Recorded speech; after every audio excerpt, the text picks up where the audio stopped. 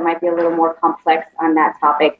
And I believe we also have some new COVID testing information. So I think Deputy Mayor Maurice Kemp is also on the call, or our testing czar, who can help out with questions on that. So go ahead and start raising your hands for questions and stand by, and then we'll go ahead and get started now with Mayor Gimenez's message today. Good afternoon, Mayor. Good afternoon, Patty, and good afternoon, everybody. I have a couple of short announcements, then I'll take your questions. We're rolling out more pop-up COVID-19 testing sites this week. One will be outside the Salvation Army at 911 West Flagler Street starting Wednesday. Another will be at the Ronald L. Book Athletic Stadium at 2555 Northeast 151st Street in North Miami starting Thursday. These mobile sites will open from 8 o'clock in the morning to 8 o'clock at night, and anyone age 12 or older can be tested. Minors must be accompanied by a parent or guardian. For appointments, check miamidade.gov/coronavirus and click on testing. We have a lot of testing going on right now, and we continue to expand throughout the county to reach our underserved communities, which are at the higher risk of complications from COVID-19. Surge teams continue to reach residents in hotspots areas around the county. They have visited about 130,000 homes so far to distribute masks, hand sanitizers, and testing site information. We're very focused on getting the word out so everyone in Miami-Dade County continues to wear a face covering, practices social distancing, and washes their hand often. Because we know that if we do those three things, especially in multi-generational homes, we can bring down the positivity rate of this virus and start to reopen our economy again. We're already seeing a steady drop in improving numbers in our positivity rate. Hospital admissions, 14-day positivity rate is about 12%. But we need to get way under the 10% positivity benchmark based on the CDC and medical experts' advice before we start to reopen more businesses. So everybody, do your part, and we can move forward together. Now I'll say a few words in Spanish before taking your questions. Buenas tardes a todos. Tengo un par de anuncios cortos. Estamos abriendo más sitios de pruebas esta semana. Uno estará afuera de las oficinas del Salvation Army en el 911 West Flagler Street a partir del miércoles. El otro sitio será en un estadio en la 25 Avenida de la 151 calle del Northwest en North Miami. Abre este jueves. Estos sitios móviles estarán abiertos de 8 a 8 y cualquier persona de 12 años o más puede hacerse la prueba. Los menores deben de ser acompañados por sus padres o tutor legal. Para citas, vaya a miamidade.gov/coronavirus y haga clic en prueba. Tenemos muchas pruebas en marcha en este momento. Estamos enfocados en comunidades con mayor riesgo de complicaciones de COVID-19. Los equipos de Surge continúan llegando a los residentes en los hotspots donde hay más contagio. Ya han visitado más de 130,000 hogares para distribuir máscaras, desinfectante de manos y darles información sobre el virus y donde se pueden hacer las pruebas gratis. Recuerden, todo el mundo debe usar una máscara, practicar la distancia social y lavarse las manos a menudo. Si hacemos esas tres cosas, podemos reducir la tasa de positividad de este virus y empezar a rebajar las personas que están en los hospitales y también empezar a abrir la economía. Ya estamos viendo una mejora en esos números. Estamos a un 12% y bajando en la positividad. Eso es muy buena noticia, pero no vamos a hacer ningún cambio hasta que nos pongamos muy por debajo de los 10%. Eso es basado en los datos de los expertos médicos. Así que, por favor, ponga de su parte y gracias. So now, Patty, I'll take your first questions. Thank you so much, Mayor. And folks, remember, go ahead and start raising your hands if you have questions. Para los de habla hispana, por favor, levanten la mano virtual para ir llamándolos para que hagan sus preguntas del alcalde. Let's go ahead and get started with Luis Castro from CBS4. Luis. Hi, good afternoon. I might have some of my colleagues on here as well. They might have questions. Just have questions regarding the dead fish and the coronavirus. How and why did this get to this point, and what needs to be done to fix the problem regarding the dead fish in Biscayne Bay? What plans does Miami-Dade County have to prevent this from happening again? And the other question I have State of Florida reported its lowest numbers for COVID-19. Where does Miami-Dade compare to this? Like, where are we right now? Well, Miami-Dade continues, to be the number one spot in the state of Florida, but our numbers are coming down. And so, 3-4 weeks ago, our positivity rate was way over 20%, now hovering around 12%. Hospitalizations were up around 2,300. They're now about 1,200, 1,300. So it's about 1,000 fewer patients in the hospital today than there were 3 or 4 weeks ago. And those numbers continue to come down. And so while the state continues to come down, we're also coming down. We're a little bit behind them because we're a much bigger urban area than the rest of the state. And so these numbers are improving. And with that, we hope to start beginning the process again to look at how we can reopen some of those businesses that are closed, especially the restaurants and some of those gathering places. And so we hope to, get into a new normal, full new normal, sooner rather than later. So the trends are good. We just have to continue to be vigilant. We have to continue to keep our masks on, keep our social distancing, and wash our hands. And in regards to Biscayne Bay, it's this is a compilation of certain factors. It's the water temperature, and which is high. The oxygen levels in that part of the bay are low, and so we've had a fish kill. How to prevent that in the future is we will have a report on the status of the state of the bay, and the bay is not one uniform area. The southern bay is doing a lot better than certain other parts of the bay. We're a little bit more closed off. If you notice that part of the bay, it's shallow. It also doesn't circulate as well as the southern bay, and so you'll have problems with that. And so there's a report out on it, and there's measures that are going to have to be taken, but those measures aren't going to happen overnight. And so if the conditions replicate themselves in the near future, you may have, more fish kills. But Lee Hefty from Durham is here, and he can answer that question in a little bit greater detail. So Lee. Thank you, Mr. Mayor. And that's true. This particular phenomenon was caused by low dissolved oxygen levels. We were working with the state of Florida Fish and Wildlife Conservation Commission and DEP evaluating it. It was not related to any toxic algae. It really seems to be high temperature and low dissolved oxygen. And what we're looking at is water quality throughout the basin and up into the watershed to see what water quality inputs are coming in from the Little River, looking at potential nutrient sources to see what may be the actual cause and see what action needs to be taken to minimize water quality impacts. Thank you so much. I see Doug Johnson with a raised hand. Doug, I'm not sure we've met, so if you would identify what news agency you're with.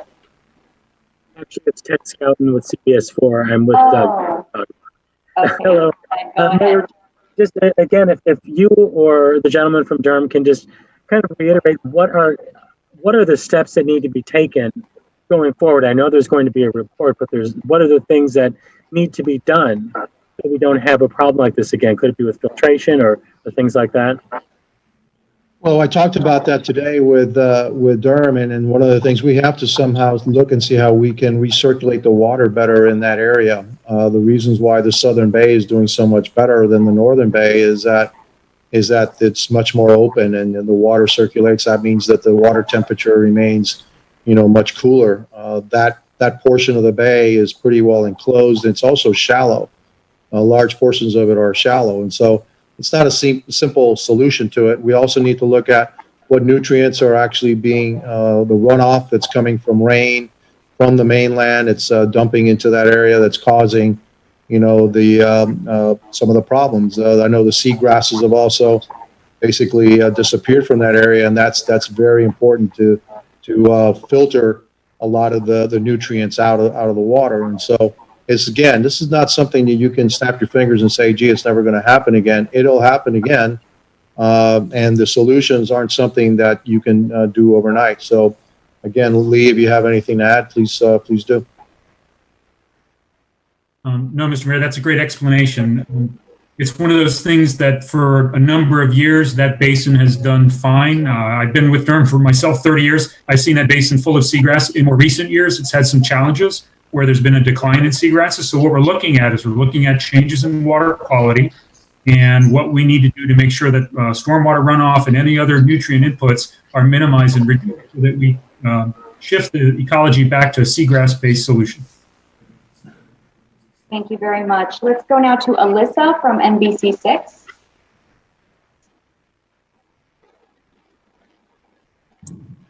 Hi, Mr. Mayor. Thanks so much. So as we're seeing some of the numbers drop and we're seeing that Miami is getting into a better position, are there any discussions about next steps in terms of maybe relaxing some of the rules that we've made a little bit tighter, or reopening even more industries? Well, there's always discussion about that, but last week, Mayor Suarez and I had discussions with Dr. Fauci and Dr. Birx from the White House. And also, I have had discussions with our local medical experts that have been advising me the whole time. They are advising to, stay steady because the numbers are still aren't where we want to be. I mean, they're heading in that direction, but they're not where we want to be. Look, we have a whole range of plans on all these industries. There's nothing that we need to reinvent that's already been done. That book has been written. So once we get to certain points here where our positivity rate is down and our hospitalization rates are down, then we can start to reopen. What we would do a little different is really accentuate that, hey, this thing is not over, and that we need to wear our masks, and that we need to keep our social distance, and we need to wash our hands. Some of the information we're also getting is from the White House and from our local experts is that there is an expected second surge in the fall. And the lower that we can get our numbers right now, then the lower that second surge will be. And so we want to be cautious. We understand, and believe me, I do. I want to open up the economy as quickly as anybody else, and I know that people are hurting. But we don't want to be, we don't want to rush into something, and then all of a sudden, back in the fall, find ourselves in a situation that we're just coming out of right now. And so, it's a tricky situation. It's a delicate one. We want to get our numbers down before we start to reopen, but we have plans already to reopen.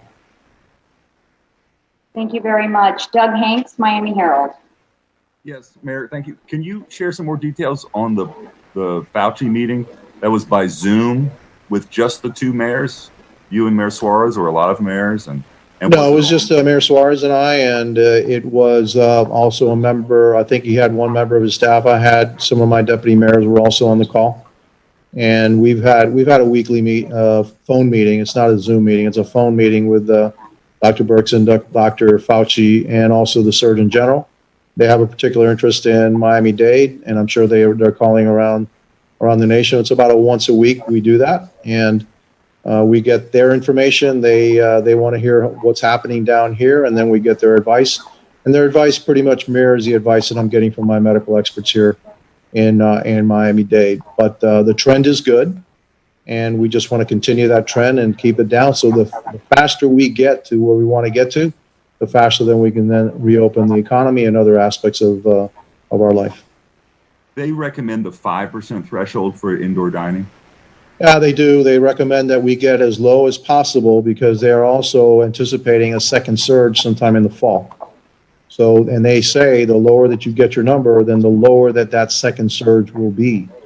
And so we need to get somewhere around 5%, and then be very strict, stay very strict with our mask guidelines and social distancing, et cetera, before we open up those more riskier activities of our society. Thank you, Mayor. Let's go now to Veronica Zaragovia with WLRN. Veronica? Thank you so much. This question could be for you, Mayor Gimenez, or for Mr. Kemp about testing. I was wondering, what is the company that does the rapid testing, and is that what enabling you to do more testing? Like, are you focusing on the rapid test and the sites that you mentioned, or is it the PCR test? I think that's a combination of PCR, but I know there's also some rapid testing going on with the antigen test. So, Deputy Mayor Kemp, can you elaborate on that? Yes, sir. The new sites will be the PCR test, which right now is the gold standard. As the mayor indicated, there's antigen testing going on at Marlin Stadium and Hard Rock Stadium, and we're working with the state to bring more antigen testing to Miami-Dade County.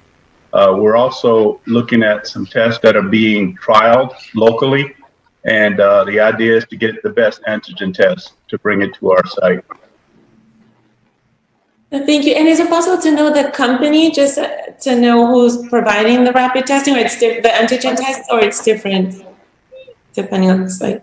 We're looking at the product that the state brought to Hard Rock and Marlin Stadium, and we're also looking at a product that the doctors at JMH are looking at right now. They're actually doing some tests right now to confirm the accuracy of these tests. So the mayor has directed us to look for the best test, but not to deliberate too long. We will bring more antigen testing to Miami-Dade County.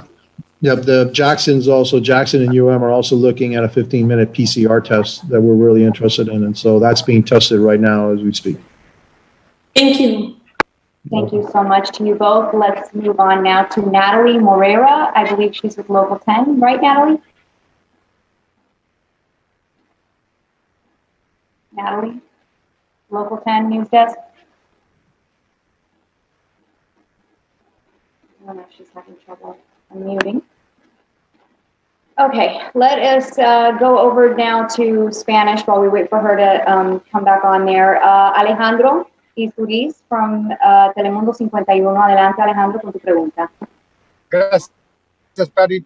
Alcalde, esta mañana en una presentación que hicieron la candidata Daniela Levin Cava, la congresista Devin Carcel Powell y el senador José Javier Rodríguez, fueron, digamos que, bastante críticos un poco hacia usted y hacia el condado, por lo que ellos dijeron, la falta de acción para haber evitado la muerte de peces en la Bahía Biscayne, sobre políticas que no se implementaron oportunamente, de acuerdo a las recomendaciones. ¿Qué usted tiene para responder a el alcalde? Todo que pasa y sucede, el tiempo de la política, todo se va a criticar. Ya expliqué por qué pasó, tenemos un reporte, pero esto, para las medidas para evitar eso en el futuro van a tomar tiempo. Y entonces eso es la temperatura y también la falta de oxígeno. Así que eso es normal para la señora Debbie Merkel Powell, siempre critica, no hace nada, pero critica. Y también es lamentable que Daniela Levin Cava hizo lo mismo, porque ella sabe lo que está sucediendo aquí. ¿Está bien, Alejandro? ¿Listo?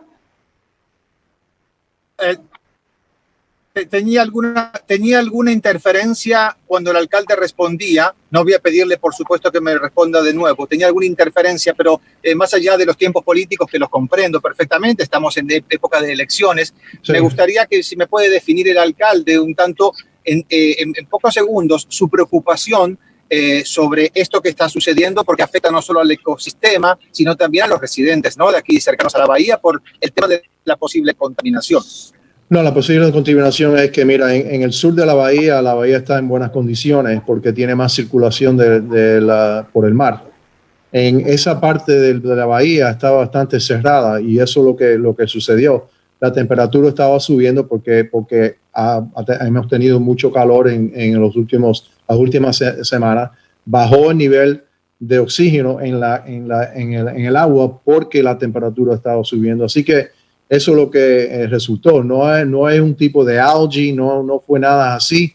Es algo diferente, es algo que puede pasar a vez en cuando, pero también para resolver ese problema en el futuro se tiene que mejorar lo que es la circulación en esa parte de la bahía. Eso viene en un reporte. Ahora tienen medidas que podemos hacer nosotros, los seres humanos, no tener cómo podemos limpiar cuando hay lluvia, en vez de toda esa lluvia, llevar ciertas cosas a la bahía, en cómo se puede limpiar, pero todas esas medidas van a tomar un poquitico de tiempo. Eso no se puede resolver en 2 días. Gracias, alcalde. Gracias. Brian Enton with WGN. Mayor, we've seen the fireboats spraying their hoses. Has that helped the situation on the bay? We don't know. So that's something that Durham is going to have to. They're taking measurements right now to see if it's actually helping. And so, Lee, if you can comment on the fireboats and all. I mean, it's a way to aerate the water and put more oxygen in the water. That seems to be the problem. So, Lee, can you comment on that?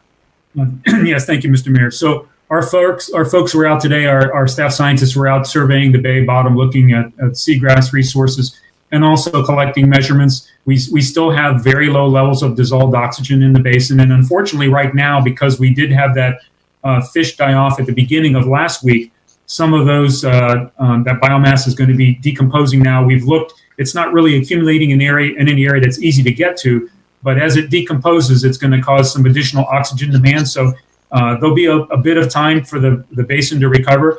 Having the fireboats out there is one way to help oxygenate the water by spraying it up into the air, increasing the surface area exposure of the water to air. We haven't measured a change yet, but every little bit can potentially help. Thank you very much. Javier Díaz Machado, is that Noticias 23? Hola, sí, buenas tardes. ¿Qué tal? Saludos. Alcalde, buenas tardes. Mi pregunta sería si ustedes tienen alguna fecha ya pensada para cuando los restaurantes y pequeños negocios pudieran regresar a la normalidad y si están pensando también en algún tipo de plan de ayuda económica para evitar que negocios sigan cerrando sus puertas ante esta amenaza. Bueno, nosotros tenemos un plan para los restaurantes de $30 millones en el condado de Miami-Dade. Vayan a las páginas de Miami-Dade en lo que es coronavirus. Y ahí hay todo tipo de ayuda, no solamente para los restaurantes, pero también los empleados de restaurantes. Así que son millones y millones de dólares para ellos. Tienen que aplicar. Así que hay ayuda para ellos, sí. Pero el día, pues tener un día que es cierto que vamos a abrir ese día, eso todo depende en cómo baja el nivel de contagio aquí en el condado de Miami-Dade. Yo no tengo una bola de cristal para decir cuándo va a ser ese día. Espero que va a ser más pronto, lo más pronto posible. Si seguimos en este mismo paso, espero que en semanas deberemos empezar a abrir, pero no te puedo decir si va a ser 10 días, 15 días, 14 días. Eso no lo puedo decir. Todo depende de los números. Okay, muchas gracias, alcalde. I have a question from Channel 7, and I know that they are apparently trying to ask it, but they can't come on. So they're asking if you can give any details about your morning conversation with Governor DeSantis. Yeah, we spoke this morning with the governor, and he's very encouraged by the numbers that we have, and he sees the trend going down just like we do. We talked about what we can do, our measures, et cetera, that we need to take, and how we're going to reopen. We don't have a set date, and he didn't say, "Gee, I want you to reopen by tomorrow." So we don't have a set date. He understands that, and it all depends on the numbers, and he understands that this area is going to lag behind the rest of the state because our numbers are higher because we're a denser area. It's different down here, and so. It's good conversation. Always good to talk to the governor. He's been a great friend and ally, and has always given us everything that we've needed down here in terms of supplies and people and medicine. So I'm always grateful to talk to the governor, and we're pretty much on the same page. Thank you very much, Mayor. Any other questions from anyone for the mayor or for any of the other experts on the call? Can I ask one question? Sorry, Mayor. Thanks. Can you clarify, do you still think 5% is the appropriate threshold for reopening dining rooms? And also, can you talk about the scooters? Why aren't the scooters back on the road? The who? The scooters, exactly. The scooters, one of the first things that you restricted. The scooters are on the road because the multiple people touching the same scooter at the same time. And so we're working on a way to get them open, especially the ones that can be docked and maybe have somebody there to disinfect the scooters. So we're working on that. But the scooter, the problem with the scooters is that there were multiple people touching the scooter, and they would you let them go wherever you stop, that's where they stop, and then somebody else can pick it up. And there's no procedure to clean them, and then you're touching the same handlebar that somebody else was, and you can pick up the virus from that. So that was the problem with the scooters and all that. So, but we're working on a solution for that. And on that though, are people wiping down the handrail for Metro Rail or wiping down bus benches? No, they're not. And so we do. Okay. You do. But again, that's something that we need to caution people against. Hey, that we want you to sit down. That's why we also limit the number of people that are on the buses. So there is no standing room anymore. You just sit down. But yes, we would encourage folks. We have sanitizers, et cetera. So when you come in and when you leave, you can sanitize your hands, but on the scooter, it's a different issue because you can leave them in the middle of the street. You can't guarantee that there's a hand sanitizer right there. That's a little different issue. And so we're trying to work a solution for them, but it's it's problematic. Thank you. You're welcome. Thank you, Mayor. Okay, last call for questions, English or Spanish? Yes, Natalie from Local 10. Hi, Natalie. Can you hear me this time? Okay. Yes, yes. Hi. Thanks, Mr. Mayor. You talked about the Biscayne Bay report that you've seen it. When will that be released to the public? No, I was just briefed on it today, as a matter of fact. So You were I briefed haven't on it? seen Okay. it. Yeah, I was briefed on it. I haven't seen it. So we expect that report to be issued prior to the next commission meeting and for the next commission meeting. So shortly, that report will be issued. I think there's two reports that are going to come out on Biscayne Bay. One that's been in the works for quite a while, and so Lee, you know how many reports and when will they be done? I mean, I just got briefed today. Yeah, Mr. Mayor. So one of them is a Biscayne Bay report card that is finished at this point, and it's I'll take the heat for that one. It's a complicated thing to develop a report card for Biscayne Bay, and our agency has been working on it for the last couple of years. That report is done. It's ready to go to the board. The other report is a report from the Biscayne Bay Task Force. That was a task force that the Board of County Commissioners created, and some county officials, myself and Jim Murley, the resilience officer, were members of this committee, the Biscayne Bay Task Force. There were 9 people, most people from outside the county organization. We have recommendations to the Board of County Commissioners on how we might focus more attention on Biscayne Bay going forward. That report is also ready to go to the board. And I want to reiterate that all that and the attention that we're paying to Biscayne Bay started under my administration. And so for those that are criticizing that we haven't done much, we've done more for Biscayne Bay than probably any other administration before me. So thank you. Thank you, Mayor. Any Thank you, other Mayor. questions before we wrap up? Okay, I think that'll do it, Mayor. Thank you very much. Appreciate it, Thank you. everybody. Y'all have a good one. Thank you. You too.